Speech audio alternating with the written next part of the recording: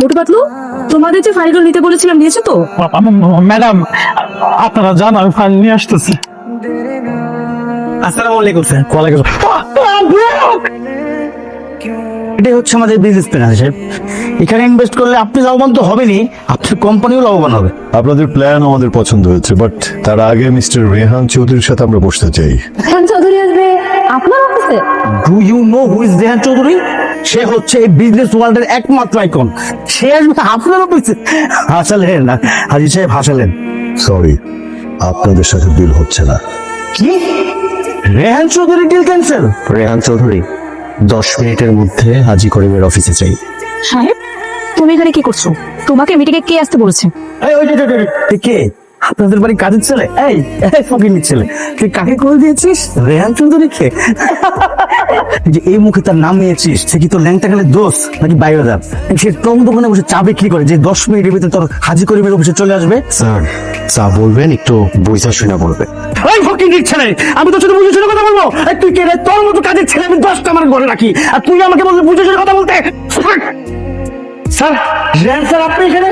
আর এই ফকির বলে আপনার নাম বিক্রি করে কারেন্টে কারেন্ট ফোন দিয়ে কথা রেহান চৌধুরী 10 মিনিটের ভিতরে হাজি করিম সাহেবের অফিসে আসবি। কেমন মুখটা লাগে বলেন তো? সেই জন্য কারেন্ট থেকে বয়া দিচ্ছে, ভালো করছি না? চেনা শোনা কেমন কে? স্যার, এক্সট্রিমলি সরি স্যার, ওরা আপনাকে চিনতে পারেনি স্যার, আর কখনো হবে না স্যার। আর স্যার, আপনি 10 মিনিটের মধ্যে আসতে বলছেন, 1 মিনিট লেট হয়ে গেছে sir. Sir extremely sorry sir, ক্ষমা করে দেন স্যার, আর কখনো হবে না স্যার। এই চলে আসিস কেন?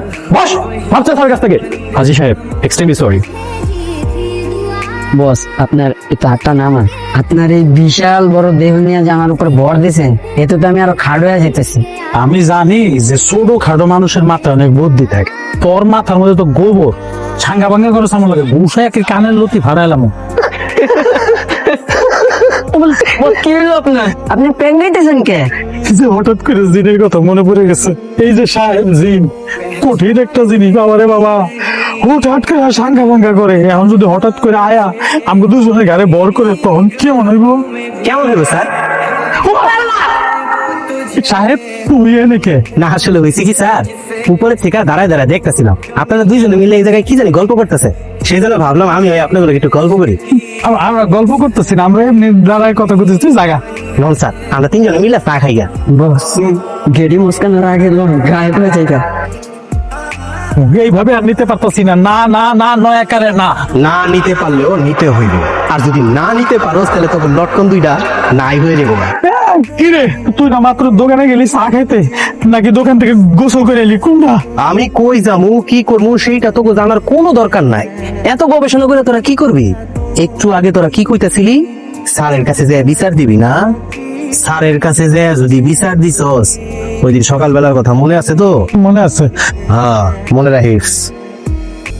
শোনো, আমার কাছে একটা বিয়ের প্রস্তাব আছে। তুমি আবার এই বুড়ো বয়সে বিয়ে করবে নাকি? আমি এই বয়সে কেন বিয়ে করতে যাব?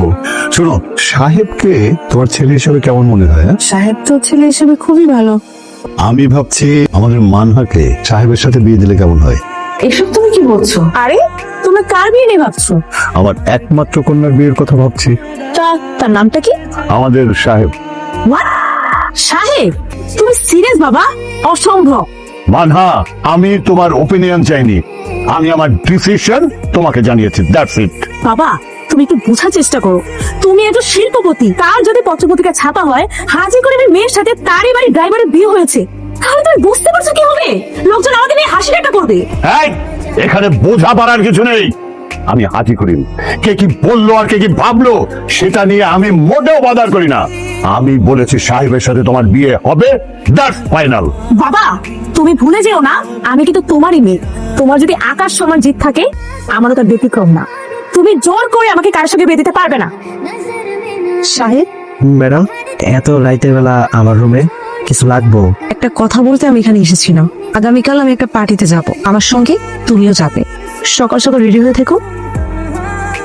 মাই ডিয়ার ফ্রেন্ডস, আজকে তোমাদের সবাইকে একটা গুরুত্বপূর্ণ বিষয় শেয়ার করার জন্য আজকের এই পার্টিটা আমি অ্যারেঞ্জ করেছি, and that is meet my friends mister সাহেব, আমার গাড়ির driver. Oh my God, driver? সাহেব, আমি Haji Karim group of company CEO. তুই কিনা আমাকে বিয়ে করতে চাস? এই মারহাকে বিয়ে তুই ভাবলি কি করে?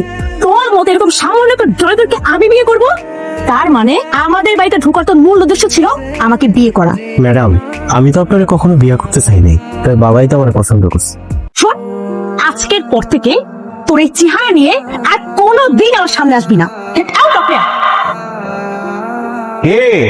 এখন কারো মুখে খই ফুটতেছে নাকি লিগা? হ্যাঁ, আপনারা সবাই এই মাইয়াটারে চিনেন যে এই মাইয়াটা কার মাইয়া, কিন্তু এই মায়াটা কার বউ হইতে যাইতাছে সেটা আপনারা এখনো জানেন না। বাবা, তুমি যাকে শুধু একজন সাধারণ ড্রাইভার ভাবছো, তুমি তো আজকে দেখে নিজের চোখে দেখছো, তারপরে তোমার মনে হয় ও আর 10 জন সাধারণ ছেলের মতো? আমার প্রশ্নের উত্তর দাও। আই সাহেব, চুপ করে দাঁড়িয়ে আছো কেন? তুমি বলো আজকে বাড়িতে কি হয়েছে, কি হলো বলো। স্যার সত্যি বলতে আমি নিজেও বুঝতে পারি নাই ম্যাডাম আমার ওই জায়গায় নিয়ে এরকম একটা পরিস্থিতির মধ্যে ফালাইবো। খেলা তো মাত্র শুরু। কি রে মানহা, তুই কি কিছু নিয়ে স্ট্রেসড? আচ্ছা তুই আমাকে একটা কথা বলতো, এই যে মানুষ যে বলে অবিকল একই রকম দেখতে এই পৃথিবীতে 7 জন মানুষ হয়, এটা কি আসলে সত্যি? বায়োলজিক্যালি টুইন হলে পসিবল, বাট রেয়ার। কেন, তুই কেমন কাউকে চিনিস? সাহেবকে আমার একদমই নর্মাল মনে হয় না, ওকে নিয়ে আমি খুবই কনফিউশনের মধ্যে আছি। আমি ওকে নিলামে দেখছি, তুমি দেখতে একই রকম ড্রেস আপ, মানে আলাদা কোনো মানুষ হওয়ার কোনো প্রশ্নই আসে না।